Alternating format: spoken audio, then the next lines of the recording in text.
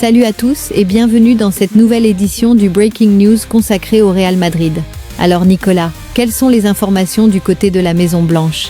Salut à tous et merci Sophie pour la parole. On va commencer par parler de ce match de la Liga. Comme on le sait tous, le Real Madrid a joué son match contre l'équipe de l'Espagnol Barcelone. Il faut dire que ce déplacement était compliqué pour la Maison Blanche et résultat des courses, une défaite, 1-0. Si cette défaite devait se résumer en un mot, ça serait piège, et si cette victoire devait se résumer en une phrase, on dirait sûrement le Real Madrid a été inefficace et l'arbitre a jeté de l'huile sur le feu. Alors que dire de cette défaite de la Maison Blanche ? Eh bien, beaucoup des choses me direz-vous. À la 15e minute, la soirée commence mal pour la Maison Blanche. Rudiger est obligé de céder sa place suite à une blessure et les dernières nouvelles disent qu'il sera absent pour les 2 ou 3 prochaines semaines.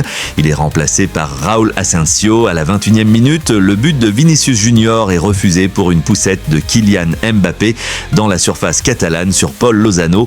Tout au long de la rencontre, on a vu les joueurs madrilènes tenter sans jamais trouver la faille. À la 61e minute, le public madrilène crie au scandale en voyant Kylian Mbappé recevoir un tacle par derrière de la part de Carlos Romero. Si tout le monde a cru voir une sanction sévère avec un carton rouge, c'est finalement un carton jaune qui sortira de la poche de l'arbitre Muniz Ruiz. Et à la 85e minute, c'est le même Carlos Romero qui marque l'unique but de la rencontre. Sur le centre côté droit d'Omar El Hilali, Carlos Romero croise sa reprise pied gauche sur la gauche de la surface et Thibaut Courtois est battu. C'est donc une défaite qui laisse un suspense en Liga, en sachant que le week-end prochain, le Real Madrid, leader de la Liga, affrontera l'Atlético Madrid qui est deuxième à 1 point du leader. Ce match sera important avant le match de barrage de la Ligue des Champions contre Manchester City. Les prochaines semaines vont être à haut risque parce qu'au milieu de toutes ces rencontres, il y a un match de quart de finale de la Coupe du Roi entre le Real Madrid et Leganés. À la fin de ce match, les supporters du Real Madrid ont retenu cette image de ce tacle de Carlos Romero sur Kylian Mbappé. Il est vrai que si le score n'avait pas évolué, l'arbitre allait toujours être pointé du doigt, mais cette défaite a fait hausser le ton de l'état-major de la Maison Blanche qui n'a pas aimé l'attitude de l'arbitre lors de cette action. L'arbitre a certes sa part de responsabilité lors de cette rencontre, mais l'équipe du Real Madrid n'a pas fait un grand match. De 4 fantastiques alignés lors de cette rencontre, à savoir Rodrigo, Bellingham, Mbappé et Vinicius Junior, aucun n'est sorti du lot. Si les supporters ont cru que le retour de Vinicius Junior pourrait bonifier le jeu de la Maison Blanche, c'était mal connaître l'attitude des joueurs de l'Espagnol Barcelone qui ne voulaient pas laisser le Real Madrid s'imposer lors de ce déplacement. Le milieu de terrain du Real Madrid a fait le travail nécessaire pour aider l'attaque madrilène qui n'a pas sublimé le match malgré toutes les tentatives. La blessure de Rudiger est un coup dur pour le Real Madrid car la défense n'a plus un roc solide sur qui s'appuyer et la charnière centrale de la Maison Blanche semble être laissée à l'abandon par ses cadres habituels qui étaient les repères de toute une équipe.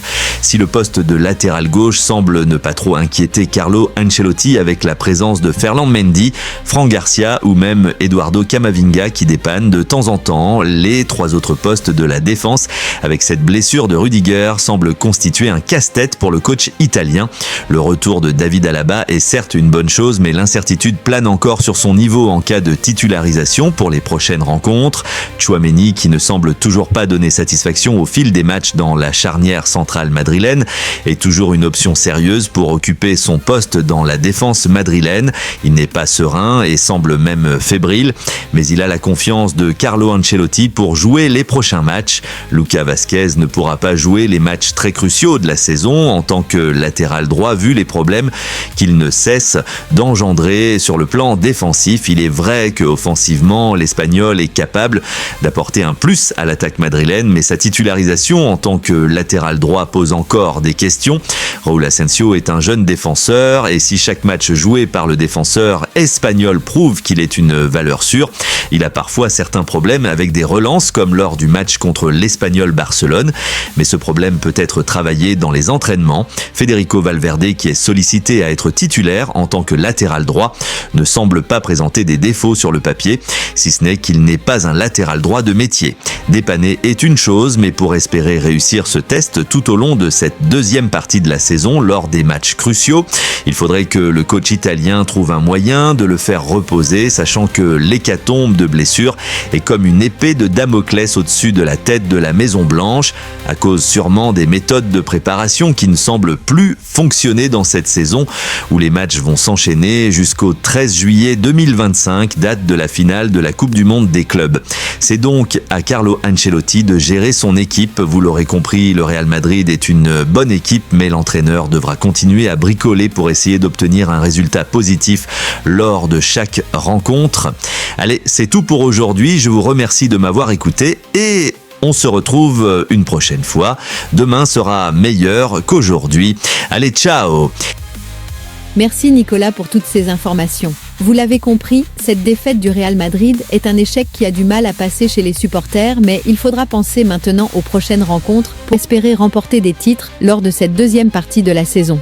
Le Real Madrid reste toujours dans nos cœurs et on espère que les prochains matchs seront meilleurs que celui contre l'Espagnol Barcelone afin de permettre aux stars de la Maison Blanche d'illustrer leur talent et briller comme des étoiles dans le ciel. Chaque problème a une solution et le Real Madrid trouvera toujours des solutions à ces problèmes pour continuer à triompher. Allez, c'est tout pour aujourd'hui. On se retrouve une autre fois. Demain est une nouvelle expérience, alors gardons toujours l'amour dans nos vies. Allez, ciao!